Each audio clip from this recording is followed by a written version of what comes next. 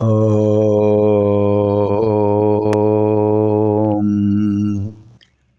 శ్రీ గురుభ్యో నమః. నారాయణం నమస్కృత్య నరం చైవ నరోత్తమం దేవీం సరస్వతీం వ్యాసం తతో జయముదీరయేత్. ఆదౌ దేవకీదేవి గర్భజననం గోపీగృహే వర్ధనం మాయాపూతన జీవితాపహరణం గోవర్ధనోద్ధారణం కంసచ్ఛేదన కౌరవాదిహననం కుంతీసుతాన్పాలనం ఏతద్భాగవతం పురాణకథితం శ్రీకృష్ణ లీలామృతం. అనుప్రాస చూడండి ఎంత బాగా వేశారు, అంచే అనుప్రాస. ఆదౌ దేవకీదేవి గర్భజననం గోపిగృహే వర్ధనం మాయాపూతన జీవితాపహరణం గోవర్ధనోద్ధారణం కంసచ్ఛేదన కౌరవాది హననం కుంతీసుతాన్ పాలనం ఏతద్భాగవతం పురాణకథితం శ్రీకృష్ణ లీలామృతం. అది వ్యాసుల వారి శైలి. ఓం క్లీం శ్రీకృష్ణాయ గోవిందాయ గోపీజనవల్లభాయ నమః. ఓం క్లీం శ్రీకృష్ణాయ గోవిందాయ గోపీజనవల్లభాయ నమః. ఓం క్లీం శ్రీకృష్ణాయ గోవిందాయ గోపీజనవల్లభాయ నమః. ఓం క్లీం శ్రీకృష్ణాయ గోవిందాయ గోపీజనవల్లభాయ నమః. ఓం క్లీం శ్రీకృష్ణాయ గోవిందాయ గోపీజనవల్లభాయ నమః. ఓం క్లీం శ్రీకృష్ణాయ గోవిందాయ గోపీజనవల్లభాయ నమః. ఓం క్లీం శ్రీకృష్ణాయ గోవిందాయ గోపీజనవల్లభాయ నమః. ఓం క్లీం శ్రీకృష్ణాయ గోవిందాయ గోపీజనవల్లభాయ నమః. ఓం క్లీం శ్రీకృష్ణాయ గోవిందాయ గోపీజనవల్లభాయ నమః. ఓం క్లీం శ్రీకృష్ణాయ గోవిందాయ గోపీజనవల్లభాయ నమః. ఓం క్లీం శ్రీకృష్ణాయ గోవిందాయ గోపీజనవల్లభాయ నమః. ఇదానీం వయం సర్వే శ్రీమద్భాగవత మహాపురాణే మోక్షపురాణే తృతీయస్కంధే ఏకోవింశతితమ అధ్యాయే ప్రవేశామः.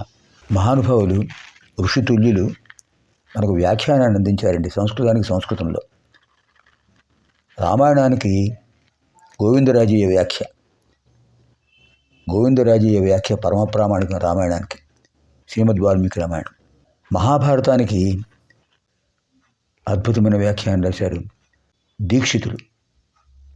భాగవతానికి శ్రీధరీయ వ్యాఖ్య, వీరరాఘవ వ్యాఖ్య.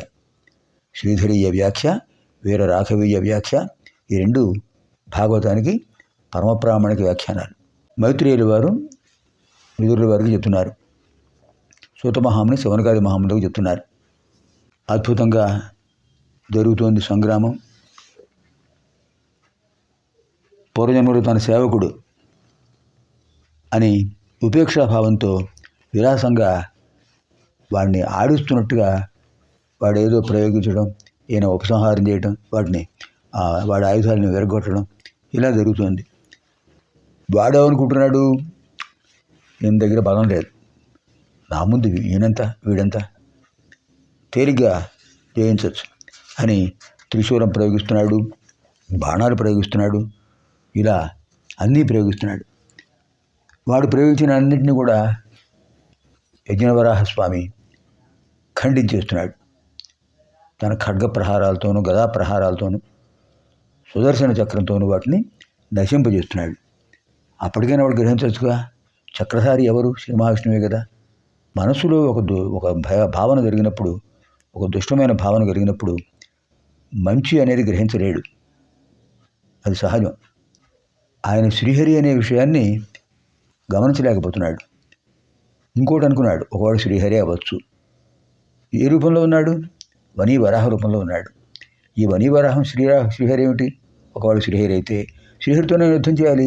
తను శ్రీహరితో యుద్ధం చేయడానికి వచ్చాడు కదా, శ్రీమన్నారాయణుడితో యుద్ధానికి కదా వచ్చింది.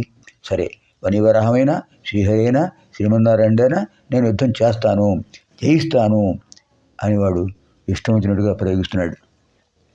వాడు వేస్తున్న ప్రతి అస్త్రం కూడా వచ్చేసి ఆయనలో లీనమైపోతుంది. వాడికి ఆశ్చర్యంగా ఉంది, ఇదేమిటి నేను ప్రయోగించేవన్నీ ఆయన ఏం చేయలేకపోతున్నాయి అని ఆశ్చర్యంతో చూస్తున్నాడు. శ్రీ మహావిష్ణువు లీలా విలాసంగా, సంతోషంగా, చిరునవ్వుతో అలా చూస్తున్నాడు. పిల్లలు సరదాగా ఆడుకుంటుంటే ఎలా చూస్తారు పెద్దవాళ్ళు, అలా చూస్తున్నాడు ఆయన. వాడు ఇలా కాదని అద్భుతమైన శక్తివంతమైన శూలాన్ని విసిరేశాడండి హిరణ్యాక్షుడు. ఆ హిరణ్యాక్షుడు ఆ శూలం విసిరేసేటప్పటికి శ్రీ మహావిష్ణువు, శూలం ఎవరు? త్రిశూలము, శూలము పరమేశ్వరుడు ఆయుధాలు. పరమేశ్వరుడు తన యొక్క రూపమే, ఏకోదేవ కేశవోవా శివోవా. అంటే దాన్ని అవమానించకూడదు. అందుకోసం ఆయన ఏం చేశాడు, సరే వదిలే అని తన చేతిని అలా చూపించేటప్పుడు అది ఆయన చేతిని ఒకసారి ముట్టుకుని వెళ్ళిపోయింది. దీనికి అద్భుతంగా ఒక వ్యాఖ్యానంలో చెప్పారు. శ్రీధరీయ వ్యాఖ్యలో గరుత్మంతుడి యొక్క సన్నివేశం చెప్పారు. కద్రువకు సంతానం కలిగింది, వినతకు సంతానం కలిగింది. కశ్యప ప్రజాపతికి 13 భార్యలు, 13 దక్ష ప్రజాపతి కుమార్తెలే. అదితి సంతానం ఆదిత్యుడు, దితి సంతానం ఇప్పుడు యుద్ధం చేస్తున్నాడుగా హిరణ్యాక్షుడు, వాడి అన్నగారు హిరణ్యకశిపుడు. వినతకు అంతకుముందరే కుమారుడు జన్మించారు. పెద్దవాడు అనూరుడు. అంటే కద్రువుకు కుమారులు జన్మించారు. కద్రువుకు సంతానం కలిగింది, తనకు సంతానం కలగలేదు, ఇంకా గర్భంలోనే ఉన్నారు శిశువులు. ఆవిడ భరించలేక ఏమిటి తనకి ఇంకా సంతానం కలగలేదు అని చెప్పి గట్టిగా ఆవిడ తన గర్భస్థ శిశువుని గట్టిగా అదిమిందిట. పొట్ట అదిగేపటికి ఆ శిశువుకి అప్పటి వరకు ఈ పై భాగం అంతా ఊర్ధ్వభాగం అంతా ఏర్పడింది. కింద ఊరు భాగాల నుంచి ఊరూరు వరకే ఏర్పడ్డాయి.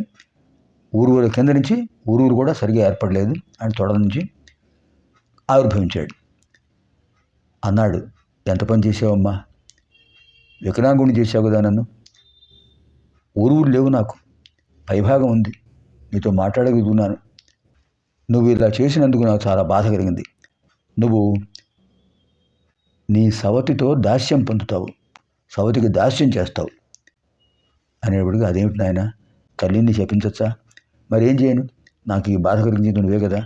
సరే, నువ్వు కన్నతల్లివి కనుక ఇంకో మాట చెప్తున్నాను. నా తర్వాత పుడతాడు, వాడినైనా నువ్వు రక్షించు, మధ్యలో వాడిని బాధపెట్టకు. వాడు సంపూర్ణంగా పూర్తిగా శరీర అవయవాలు పూర్తిగా నిర్మాణం అయిన తర్వాత అప్పుడు వాడంతటా వాడే ఉద్భవిస్తాడు. మహాతపశక్తి సంపన్నుడు, నాకంటే గొప్పవాడు, వాడు నీ దాస్యాన్ని పోగొడతాడు. సరే, తథాస్తు అందుట వీడు అనూరుడు తపస్సు చేశాడు, సూర్యభగవానుడికి రథసారథి అయ్యాడు. ఈ అనూరుడి కుమారులే సంపాతి, జటాయువు. సంపాతి పెద్దవాడు, జటాయువు రెండోవాడు. వీళ్ళిద్దరు రామాయణంలో మరి వాళ్ళ ప్రసక్తి వస్తుంది. సరే, ఇక్కడ కొన్నాళ్ళు అయిన తర్వాత వీళ్ళు దాస్యం ఎలా వచ్చిందంటే, ఒకసారి కద్రువ వినత సాగర తీరంలో విహరిస్తుంటే దూరంగా ఉచ్చేశ్రవం కనిపించింది, తెల్లటి గుర్రం. ఆ ఉచ్చేశ్రవం చాలా తెల్లగా ఉన్నది, ఎక్కడ నలుపునేది లేదు. క్షీరసాగరంలో ఉద్భవించాయి కదా అవి, కామధేనువు, ఐరావతం, ఉచ్చేశ్రవం అన్నీ తెల్లగా ఉంటాయి. వినత అంది, ఎంత బాగుంది, తెల్లగా ఉంది గుర్రం అంటే. కద్రువ కోపంతో, ఛీ ఏమిటి అలా మాట్లాడుతావు, దాని తోక చూడు నల్లగా ఉంది అని చెప్పింది. అదేమిటి అలా అంటావంటే, అప్పుడు సంధ్యా సమయం. సరే, ఆవిడ ఒప్పుకోలేదు. అప్పుడు కద్రువ అంది, నిజంగా దాని తోక నల్లగా ఉంటే నువ్వు నాకు దాస్యం చేయాలి, నల్లగా లేకపోతే నేను నీకు దాస్యం చేస్తాను. సరే, అప్పుడు చీకటి పడిపోయింది, రేపు చూద్దాం అనుకున్నారు. ఈలోపు ఆవిడ ఏం చేసింది, తన కుమారుడితో చెప్పింది, నాయన నేను పందెం కట్టాను, ఆ గుర్రం యొక్క తోకను అంటిపెట్టుకుని దాన్ని నల్లగా చేయాలి మీరు ఎవరో ఒకళ్ళు అని అంటే, శేషుడు, వాసుకి వాళ్ళు ఏం మాట్లాడలేదు.